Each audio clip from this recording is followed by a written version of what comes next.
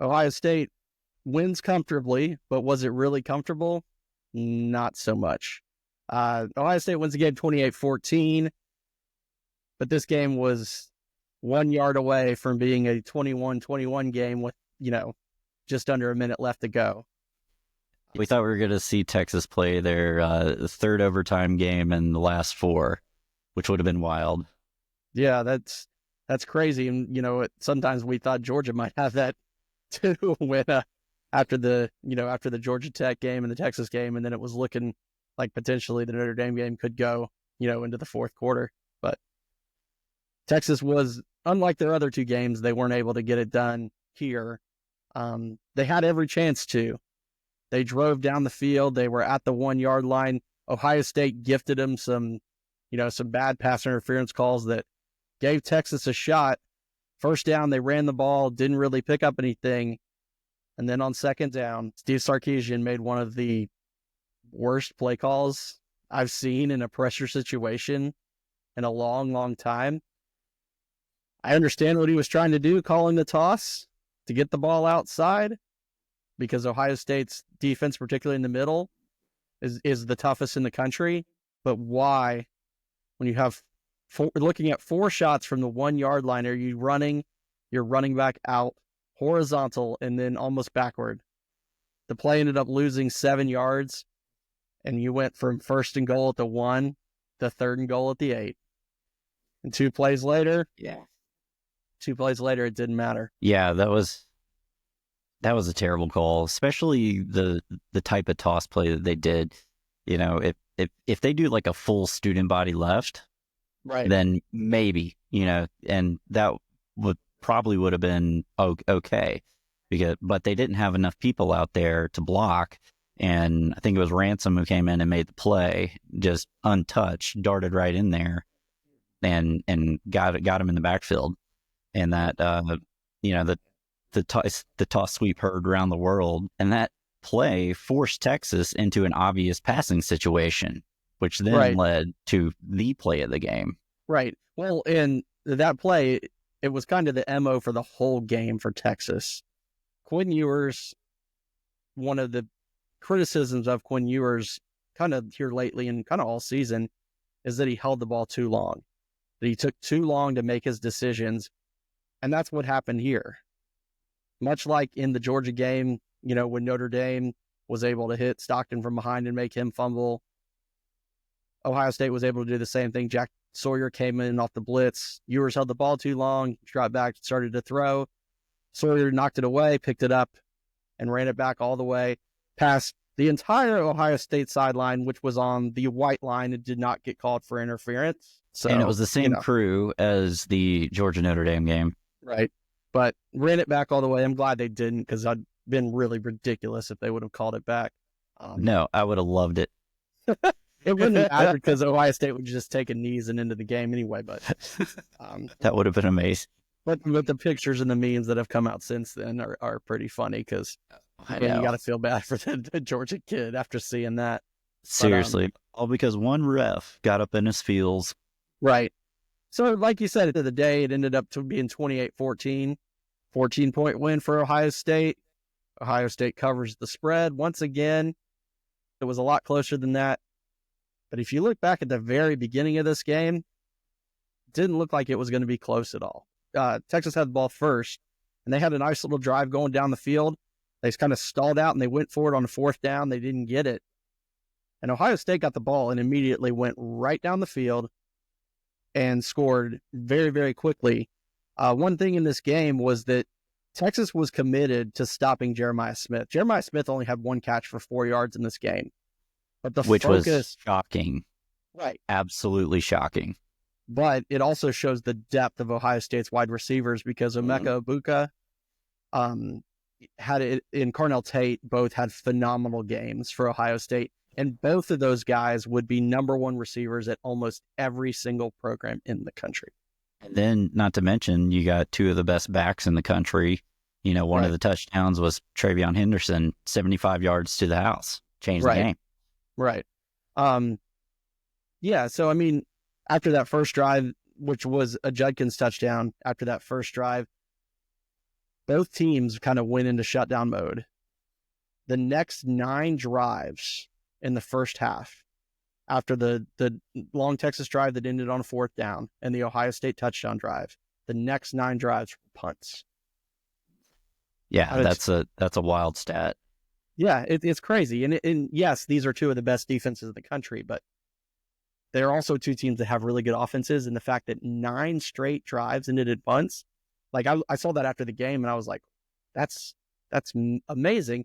And the other thing about that is a lot of those drives stalled out because both teams were making a lot of stupid penalties in this game. The penalties in this game were nuts.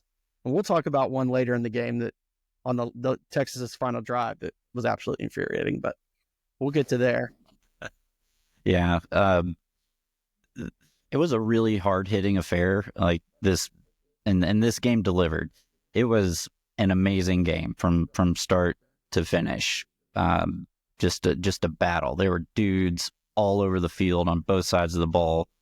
You know, you had the battle of the number 1 and number 3 defense in the country.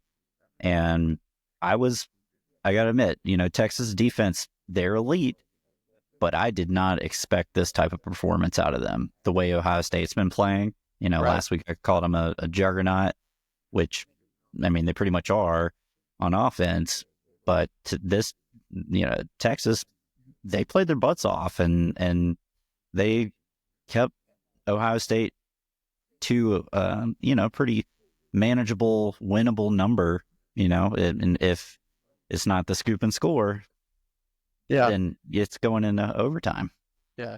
I mean, one thing that you can look for on the opposite side in this game was that Texas had really, most of the season, they were a run-driven team.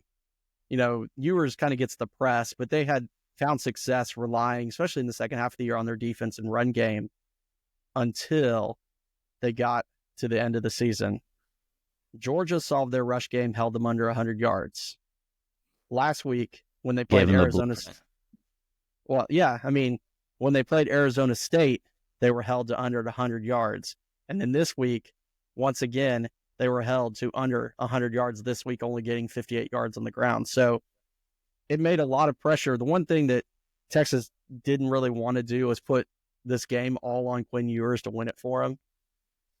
But the failure to get the running game going absolutely kind of did that. Ohio State brought heavy pressure throughout the game. They had 4 sacks. Obviously, none was bigger than the last sack of the game. But Quinn Ewers kind of held the ball a little too long, and it's kind of been a problem for him. And it just resulted in some game changers in terms of getting sacks and getting pressures. Yeah, the Texas offense is kind of an enigma because you think that they have all these amazing playmakers. You know, you got Isaiah Bond and Golden and their tight end who's awesome too, and then you have the 2 backs. But they didn't really have that much of an impact. We saw Golden, you know, leave the game, go in the back. And Isaiah Bond's had a just up and down season all year. And like you said, you know, Texas had to rely on the run game this year. I think a lot of that was when, you know, Ewers went down with the injury for a while, and Arch was in there, and he did fine, but they weren't playing anybody. Right. But, you know, Ewers had that giant ankle brace thing on, so I'm sure that had something to do with part of his play. Yeah. But the playmakers on offense for Texas don't stack up to the playmakers on offense for Ohio State. Right. It took Texas, despite having all these receivers, it took a couple of passes to the running backs to kind of get their offense finally going. They ran a nice wheel route pass to halfback Jaden Blue that got their first touchdown of the game, and the game was tied. And this was right before half. There was like 20 seconds left. They kicked off to Ohio State. Ohio State got the touchback. But then, and probably other than the strip sack, it's probably the second most important play of the entire game happened. They dropped back to pass. They had good rush from the Texas defense, slipped a little screen pass to Travian Henderson, and it looked like almost like a punt return. Like the whole line was out there just blocking guys, and Henderson just burst right through. Texas was kind of back, set deep, to prevent against from anything long. So, like I said, it kind of looked like a punt return. Guys coming up and just people blocking him off, and he took it all the way 75 yards to the house, and just like that, Ohio State was back up 7 going into halftime. And you thought, uh-oh, here we go. Texas is in trouble now. Ohio State's going to put them away. And Ohio State came out, start the second half, and what happens? Will Howard turned back into old Will Howard and threw a horrible pick to open up the second half, which, kind of killed that momentum that they'd gotten right there at the end of the first half. Now, Texas wasn't able to do anything on that drive, kind of stalled out a little bit again. Texas was still down 7 points, and it took another wheel route to Blue to finally get them to tie up the score. So he's got my new favorite name in college football, Blue. Jaden. You're my boy, Blue. Yeah. So after they had finally tied it up on the second wheel route to Jaden Blue, Ohio State came out. They got the ball back after a punt, and they went on a 12-play, 88-yard touchdown drive that included a fourth down conversion at the Texas 34 on a run by Will Howard. Ultimately, Judkins punches that in from 1. Ohio State is up 7 with just a few minutes left to go. Yeah, that run by Will Howard was so clutch. Yeah. I mean, that really just changed the momentum for Ohio State there. Right. I mean, especially at the 34, it's a long field goal, and if you punt it deep, you're really handing the ball to Texas, and Ryan Day has had his problems with late field goals, obviously, in semifinals. Yeah. And so it was a clutch play.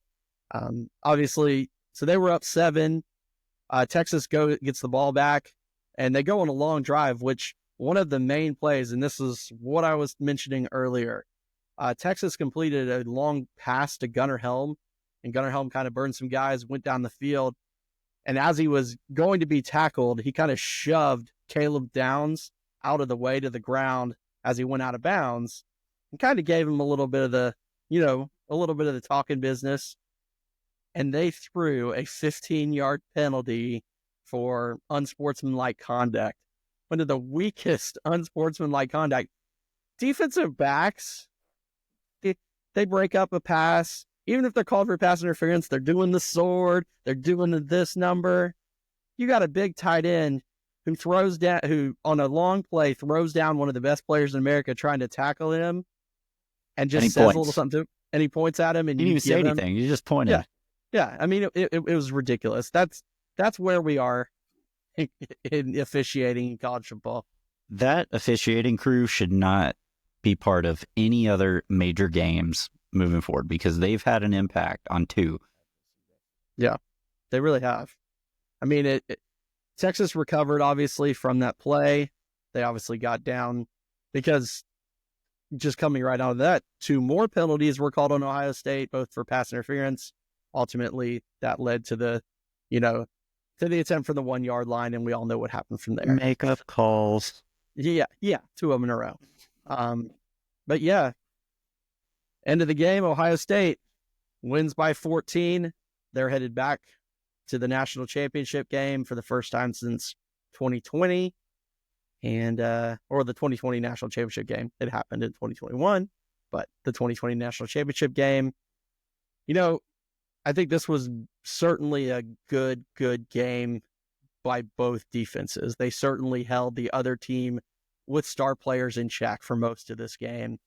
And realistically, the defensive performance was actually more impressive on the Texas side even than on the Ohio State side, really, because if you take out the strip fumble and you take out the 175-yard screenplay, you held Ohio State, that had scored 40 points in its first 2 playoff games against 2 of the better defenses in the country, to 14 points. I mean, you are doing something right.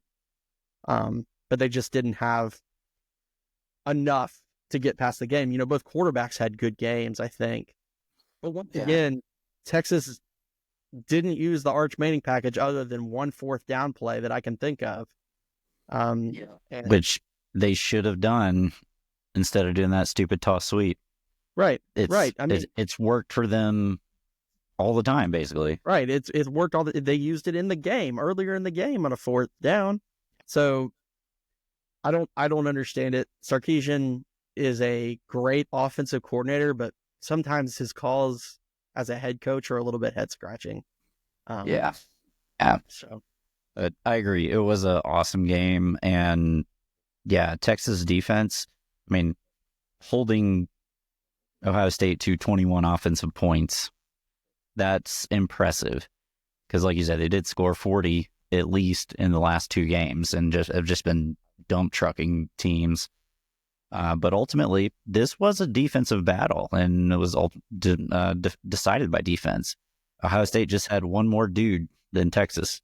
they just And that had one. dude's name is Jack Sawyer.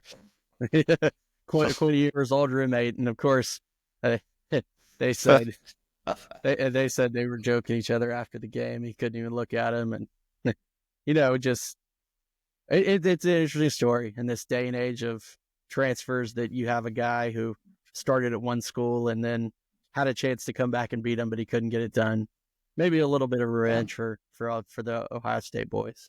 Yeah. Jack Sawyer's press conference at the end was pretty funny when he was talking about when he was running down there. He said, "Oh, I've got some room. Oh, I'm not going to fall like Will. Don't fall like Will." Oh man, man, Will Howard, he had a touchdown. Just nobody in front of him, and I think the announcer said the 20-yard line tackled him. Or no, that might have been the McAfee podcast or the McAfee cast. Remind you of the Georgia Ohio State game a couple years ago. Kenny McIntosh in the clear. Chris Bauer. Kenny McIntosh scores a touchdown. No, he's no. Oh man. Yeah, which if he scores that touchdown, then we're not talking about a field goal at the end of that game. Anyway, I digress. Yep.